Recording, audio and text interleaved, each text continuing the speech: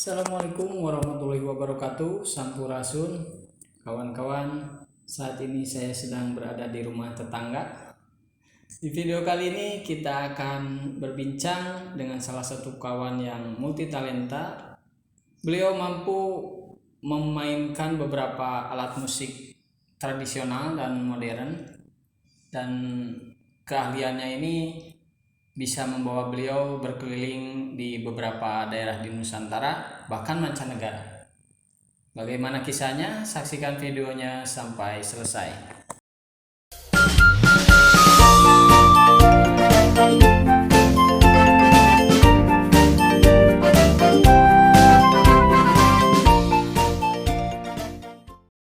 Assalamualaikum Kang, sehat? Waalaikumsalam, alhamdulillah saya. Mungkin untuk mengawali video ini, saya persilakan terlebih dahulu untuk memperkenalkan diri kepada warganet. Oke, assalamualaikum warahmatullahi wabarakatuh. Sampurasun.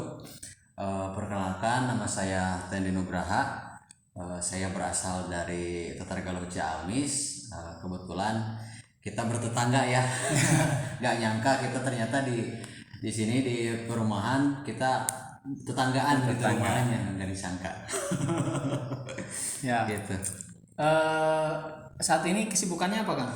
Kalau kesibukan pekerjaan sih sekarang saya di Dismenpora di bidang kebudayaan.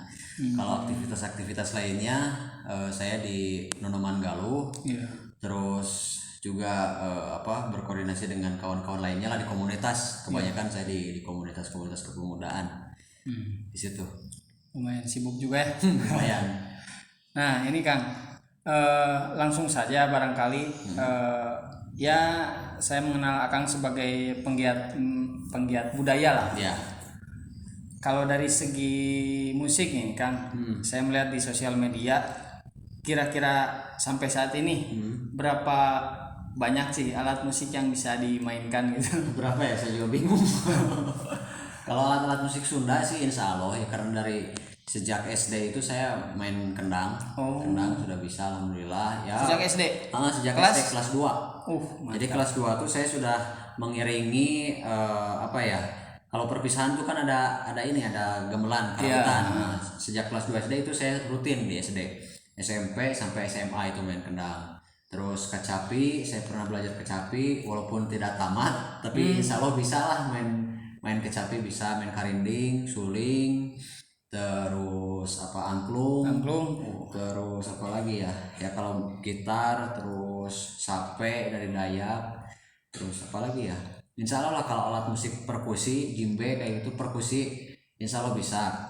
Terus kalau alat musik tiup insya Allah bisa, kecuali alat musik yang memang menggunakan tangga nada kayak gitar kayak gitu kan biasa ya, kayak biola itu saya belum pernah belajar.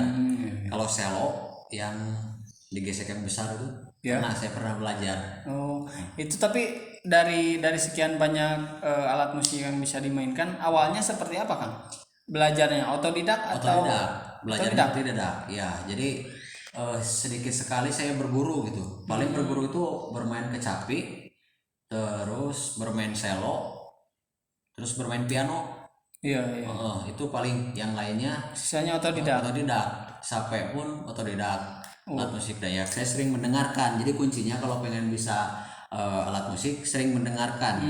Kalau pengen belajar suling banyakin dengerin itu musik-musik suling Sunda. Iya. Kayak gitu. Wow, luar biasa. Nah, terus dari beberapa alat musik yang bisa dimainkan,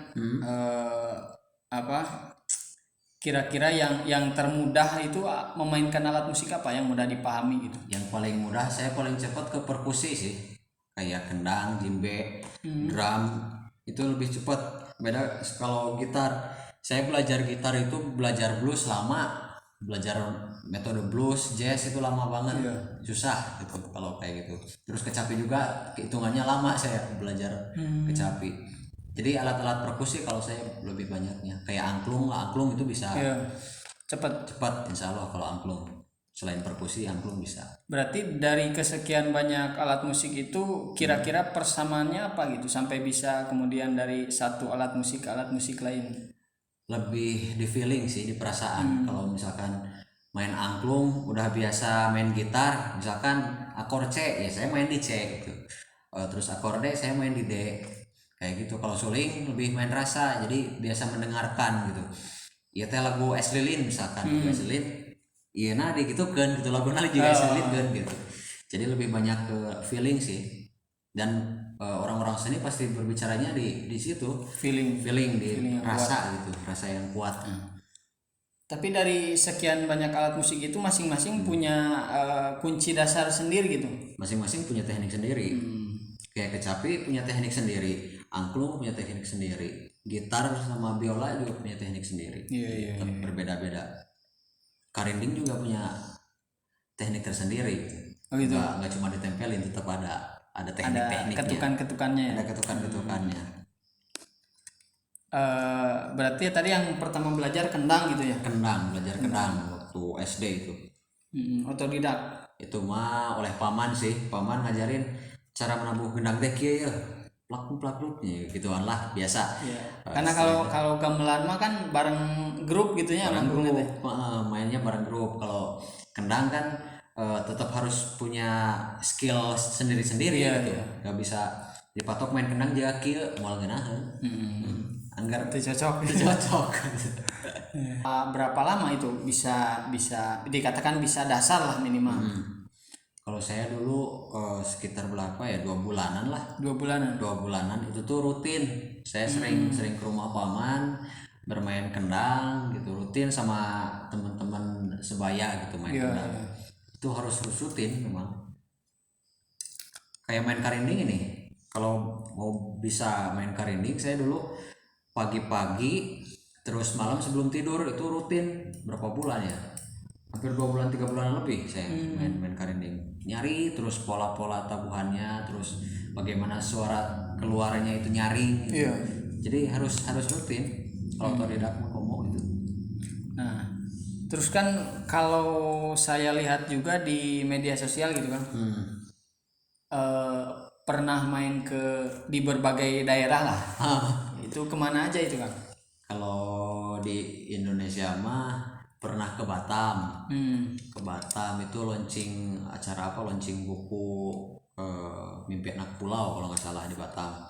Terus ke Jakarta, terus di Jogja mah udah jelas sering banget orang dinya gitu nya, rumah lah ya. 8 tahun di sana. Luar biasa. Terus kemana ya?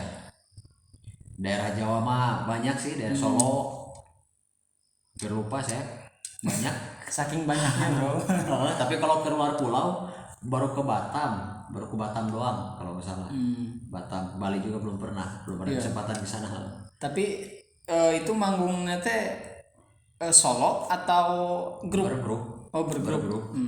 Kebanyakan sih main angklung. Iya. Kalau keluar daerah itu banyaknya main angklung. Terus kadang-kadang main kecapi juga pernah gitu, ngiringin musik teater. Kadang-kadang kayak gitu sih. Karena memang kalau di Jogja itu dari segi sosial juga mendukung ya kan? Mendukung. Apalagi di asrama kan? Di asrama Galuh Rahayu. Ada ini. Ada sanggarnya. Sanggar ya. Alat musiknya juga lumayan lengkap kan? Lengkap. Alhamdulillah sudah mendukung lah buat anak-anak Ciamis yang mau kuliah di Jogja. Ada asrama Galuh, Sanggar Seni Simpai buat nyalurin bakat-bakat kesenian. Bisa. Ya, barangkali sebelum lebih jauh Kang, ini saya bawa susu kurma madu. Wih, silakan dicoba. Mantap. Ya. Nih, sponsor nih produk susu kurma.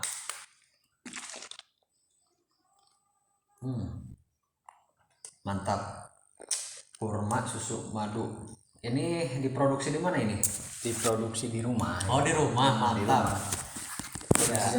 Produksi sendiri. Ya, sejak pandemi kan harus kuat imun gitu ya. Betul. Salah satu upaya menangkal imun supaya kuat dan menangkal virus. Betul. Mantap nih produknya. Tapi tetap harus dibarengi dengan olahraga gitu. Jadi ada ikhtiar lain gitu. Tapi saya mau nanya nih, kenapa namanya halap-hap? Halap-hap itu kan kalau dari bahasa Sunda gitu haus gitu kan. Kalau haus kan udah ada. Hanaang juga saya lihat ada gitu. Saya nyari yang berbeda gitu. Mantap. Nyari yang berbeda lah. Bagus. Nah gitu Kang. Nah, Tadi kan di Nusantara gitu. Kalau keluar negeri kemana aja? kalau keluar negeri ke Singapura pernah berapa kali ya, 3 kali atau 4 kali itu lupa ya. Terus ke Bahrain ke Arab. Terus terakhir ke Jepang. Ke Jepang. Kemarin tuh sebelum pandemi sebenarnya ditawarin juga keluar, cuma kepotong jadi nggak jadi. Oh, gara-gara pandemi jadi nggak bisa kemana-mana udah. Itu awalnya bisa keluar itu dari komunitas atau Diajak sih sebenarnya, kalau itu diajak. Ada teman dari Kang Asep dari Lakbok, terus Mas Singgih dari Sidarja. Kebetulan kan butuh pemain angklung juga, pemain angklung, terus harus multi talent kalau ke sana. Harus bisa main karinding, harus bisa main suling gitu, harus malah sampai nyanyi pun harus bisa gitu. Saya berusaha untuk nyanyi menggunakan bahasa Inggris gitu, walaupun saya sangat malas gitu. Tapi kan kalau ngobrol bahasa Inggris mah Insya Allah bisa lah gitu karena memang basicnya. Basic kalau iya sih, kalau latar belakang pendidikan di bahasa Inggris nggak nyambung lah sama kesenian. tapi kan itu ngobrolnya Sunda we nya. Di mana? Di luar ya? Bahasa Inggris. Oh, bahasa Inggris. Bahasa Inggris. Kalau audiensnya? Audiensnya ya bahasa Inggris, nggak bisa kita Oh, benar-benar orang luar, sana gitu. orang sana. Bukan kayak ke apa istilahnya? Ke lingkungan orang TKA Indonesia gitu. Enggak orang sana. Jadi kita tuh di sana mempromosikan kebudayaan Indonesia. Jadi ada semacam expo pariwisata lah di sana. Ada expo pariwisata, kita menampilkan kesenian Indonesia gitu. Salah satunya adalah angklung yang kita bawa waktu itu. Tapi kan intinya meskipun diajak gitu, tapi kan secara basic gitu ada keahlian yang bisa dimainkan gitu, Ya, bisa ditampilkan. Gitu. Betul. Saat ini yang sedang digarap apa kan? Saat ini yang sedang digarap kalau dalam kesenian. Iya. Kalau dalam kesenian sih kemarin saya coba ngangkat kesenian yang ada di daerah, namanya itu gondang pasisian. Seni gondang itu kan seni menumbuk padi ya. Itu menjadi salah satu hal yang menarik ketika kesenian gondang diangkat. Biasanya kan gondang itu hanya untuk menumbuk padi oleh ibu-ibu di sawah, itu udah selesai. Tapi ini Cara tradisional. secara tradisional. Tapi ini dikemas menjadi sebuah pertunjukan seni gitu. Nah kemarin saya mengangkat itu sih di kampung. Alhamdulillah sudah berjalan dan sekarang terus pentas terus gitu. Harapan ke depan ini seperti apa gitu kan? Dari ya taruhlah akan sebagai penggiat budaya gitu. Harapan ke depan khususnya untuk di Kabupaten Ciamis sih diperbanyak ruang-ruang ekspresi lah berkesenian, karena yang saya rasakan sangat berbeda ketika saya lama di Jogja. Hampir setiap minggu saya main musik gitu, berkesenian. Ketika pulang ke Ciamis saya susah mau berekspresi gitu, main musik, karena kan salah satu sarana untuk membahagiakan diri gitu buat para seniman itu adalah bermain musik, manggung gitu. Manggung. Salah satu upaya untuk menyampaikan ekspresinya itu di situ. Jadi harapannya ya untuk generasi muda, anak-anak muda, komunitas gitu, ayolah setelah pandemi berakhir gitu, mudah-mudahan ya kita bikin lagi kegiatan-kegiatan. Insya Allah juga teman-teman Anoman Galuh juga rencananya bikin event-event seperti itu. Walaupun ya sederhana lah, yang penting para pelaku seni khususnya anak-anak muda bisa menampilkan karya-karyanya, khususnya kesenian tradisional kalau kita lebih fokus ke sana. Berarti karena pandemi ini situasinya sangat berefek. Sangat berefek dalam berbagai aspek sebenarnya, khususnya dalam kebudayaan, kesenian gitu. Kita kan biasanya bikin event-event besar, pemerintah daerah juga biasanya menggelar event-event besar. Sekarang stop gitu. Orang mah jadi istirahatnya benar-benar istirahat gitu. Tapi alhamdulillah sih saya lihat kawan-kawan pemuda di Tatar Galuh Ciamis tetap berkegiatan produktif. Mau live Instagram, mau Zoom meeting, live YouTube dan sebagainya. Jadi tetap berjalan aktivitas kegiatannya gitu. Dan kalau saya melihat sih Ciamis tetap stabil lah. Yang penting bisa tetap mengasah keahlian gitu. Nah, betul. Jangan sampai pandemi bertahun-tahun poho karena karena kumaha cara niup suling. Ulah bikin kaki tuh. Iya. Barangkali Kang, terima kasih banyak atas waktu dan kesempatannya. Mudah-mudahan apa yang tadi kita ulas bermanfaat khususnya untuk kaum muda Ya. agar tetap produktif dan terus berkarya lah gitu. Ya, betul. Semoga juga pandemi ini cepat berakhir dan para seniman bisa kembali berekspresi, berkarya gitu ya. Amin. Terima kasih, barangkali sekian dulu video kali ini. Semoga ada manfaatnya. Semoga studinya cepat beres ya Kang. Amin. Lancar. Amin. Kawan-kawan jangan lupa kasih masukan dan saran di kolom komentar. Hatur nuhun. Wassalamualaikum warahmatullahi wabarakatuh. Sampurasun.